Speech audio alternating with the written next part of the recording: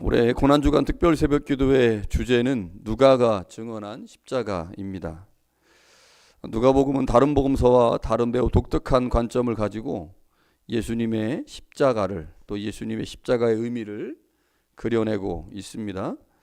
새벽 기도회 5번, 그리고 성금요일 1번, 이렇게 총 6번의 설교를 통해 누가복음이 전해주는 십자가의 의미를 묵상하려고 합니다.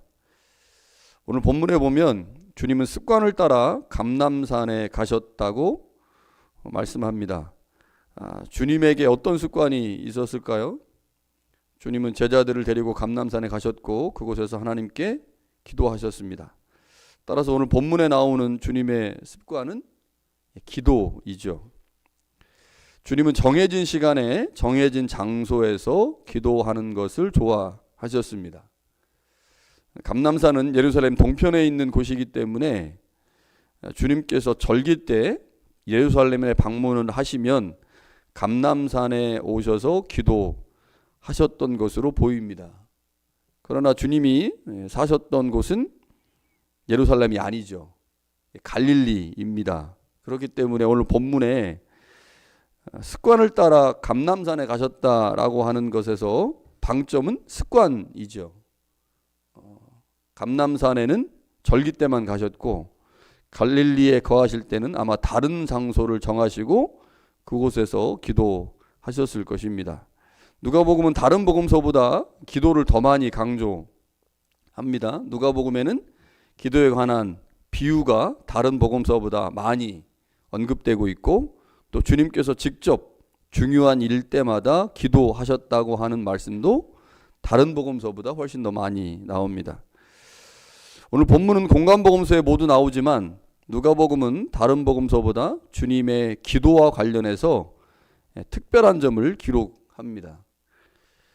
첫 번째는 주님께서 무릎을 꿇고 기도하셨다고 말씀하죠.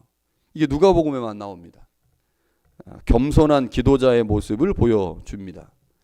두 번째는 천사가 하늘로부터 예수님께 나타나 힘을 더했다고 말씀하죠. 천사가 나타나기 전에 주님이 42절에서 이렇게 기도하십니다. 아버지여, 만일 아버지의 뜻이거든 이 잔을 내게서 옮기시옵소서. 그러나 내 원대로 마시옵고 아버지의 원대로 되기를 원하나이다. 기도하셨어요. 기도가 전반부에는 이 잔을 내게서 옮기시옵소서라고 하지만 후반부에서는 자신의 의지를 꺾고 아버지가 원하는 대로 하기를 원합니다. 의지를 꺾어야 돼요. 마음을 접어야 되고, 이 일을 위해서 하나님이 하늘에서 천사를 파송합니다. 천사가 나타나 힘을 더하더라. 이 말은 주님께서 지금 아버지께 기도하면서 그 십자가가 고난이고 고통이라는 사실을 알고 있기 때문에 그의 마음에 약간의 두려움이 생길 수 있잖아요. 그러나 그 두려움을 이겨내고 아버지가 원하는 대로 하기를 바랍니다라고 기도하니 하나님께서 예수님의 기도를 들으신 겁니다. 그리고 예수님에게 그 십자가를 질 수 있는 힘과 용기를 주시죠. 그것을 보여주는 것이 천사가 나타나 힘을 더하더라라는 의미입니다.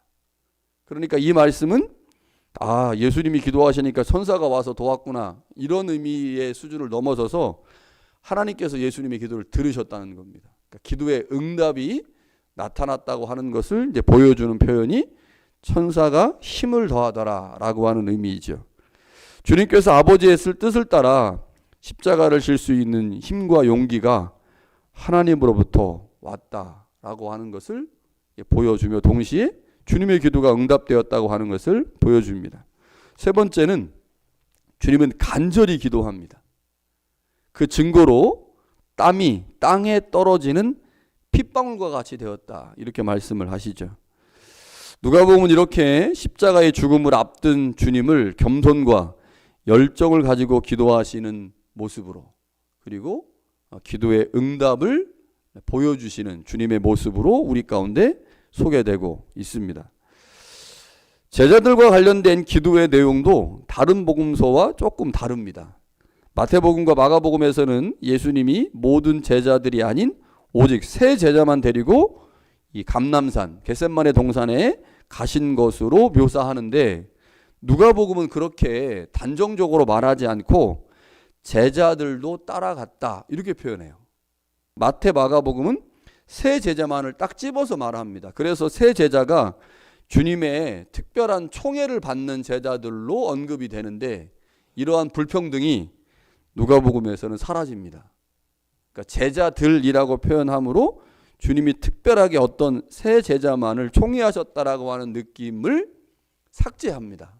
11명의 제자들과 주님이 분리되지 않고 주님의 제자들 모두가 주님이 기도하시는 현장에 있는 것처럼 표현합니다.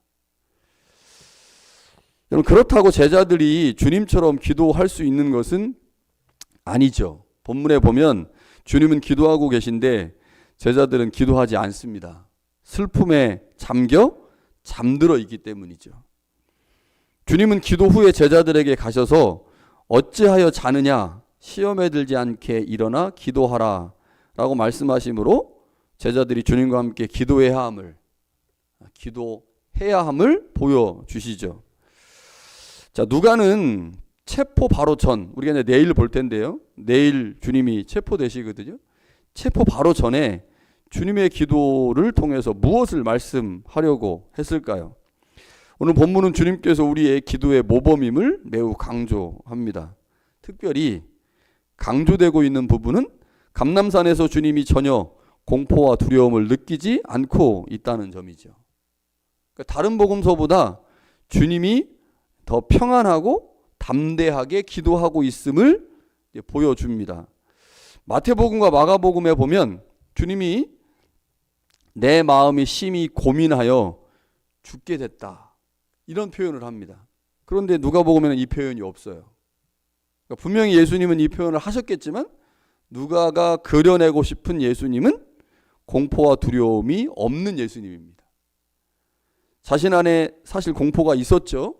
그래서 아버지께 기도합니다. 이 잔을 내게서 옮기시옵소서. 그러나 내 뜻대로 마시고 아버지의 뜻대로 하기를 원합니다. 라고 하니 하나님께서 그 기도를 들으시고 천사를 보내시고 그래서 주님이 더 담대하게 주님의 십자가를 직면할 수 있었습니다. 자, 그러한 예수님의 더 담대함을 누가는 더 강력하게 보여주고 싶어서 주님이 말씀하신 내 마음이 심히 고민하여 죽게 됐습니다 라고 하는 말씀을 기록하지 않습니다. 그러니까 마가복음하고 마태복음은 조금 더 예수님의 인간적인 모습을 그려내려고 했다면 누가의 포인트는 인간적인 예수님의 모습이 아니라 십자가를 당당히 지시는 담대하신 예수님의 모습을 그려내려고 한 것이죠. 예수님이 무릎을 꿇고 기도의 열정을 가지고 기도하심으로 주님은 공포와 두려움을 느끼지 않고 자신에게 맡겨진 그 십자가의 길을 당당히 담대하게 걸어 가십니다. 누가복음은 다른 복음서와 다르게 기도에 대해서 매우 강조하는데요. 주님은 공생애를 시작하시면서 성령의 임재를 경험하셨는데 그 임재가 경험되는 현장에서 주님은 기도하십니다. 주님은 제자들을 선택하는 것과 같은 매우 중요한 일이 있을 때 기도하십니다. 주님은 죽음의 순간이 임박했지만 흐트러지지 않은 모습으로 기도하고 계시죠. 주님은 고통스러운 십자가 사역 앞에 의연하고 담담한 모습을 보여주시죠. 왜 이렇게 주님이 담담하실 수 있었을까? 주님께서 습관을 따라 기도하셨기 때문입니다. 이게 누가가 말하고 싶은 거예요. 주님이 왜 이렇게 공포와 두려움을 느끼지 않고 담담하게 주님의 길을 갈 수 있었는지, 십자가의 사역을 직면할 수 있었는지, 그것은 주님께서 습관을 따라 기도하셨기 때문이다. 기도가 그만큼 중요하다라고 하는 것을 누가는 보여주고 싶었던 것이죠. 우리도 제자들처럼 삶의 무게로 인해, 삶의 현장에서 경험하는 슬픔으로 인해 잠시 기도하지 않을 수 있습니다. 그러니까 제자들과 우리의 모습이 비슷하죠. 주님은 기도하고 계신데 우리는 주님과 함께 있으면서 그 기도의 현장 가운데는 있지만 삶의 무게 때문에, 삶에서 경험되는 슬픔 때문에 기도하지 않고 자고 있습니다. 그러나 주님은 그것을 책망하지 않으시죠.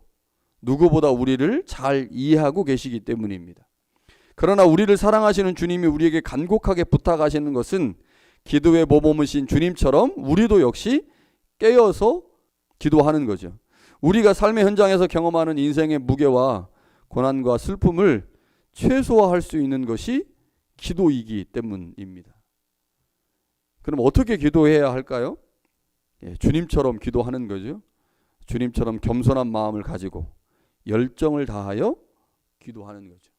그렇게 우리가 하나님 앞에 기도할 때 그 기도가 우리 안에 있는 삶의 무게를, 또 삶의 현장에서 경험하는 슬픔을 최소화시켜 우리도 역시 기도의 모범이신 주님을 따라 우리에게 직면되는 수많은 십자가를 믿음으로 감당할 수 있을 것입니다.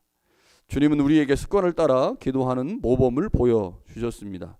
정해진 시간에 정해진 장소에서 하나님과 교제하는 것은 모든 그리스도인들에게 필요합니다. 기도는 우리에게 다가오는 시험을 이길 수 있는 능력이기 때문이죠. 우리의 목숨과 삶 가운데 위협이 다가올 때 우리는 종종 움츠러들고 조급해집니다. 그러나 주님이 하신 것처럼 우리도 정기적으로 기도한다면 그 모든 시험과 어려움을 이겨낼 수 있을 것입니다. 이것이 은혜이죠. 오늘 이 은혜가 주님과 함께 기도의 현장에 있는 우리들 안에, 또 주님께서 기도를 통해 십자가를 당당히 직면하셨던 것처럼 오늘 우리 가운데 오는 모든 십자가의 사건들을 당당히 직면하기를 소망하는 우리에게 하나님의 은혜가, 하나님이 부어주시는 기도의 은혜가 우리 모두 가운데 있기를 간절히 축원합니다.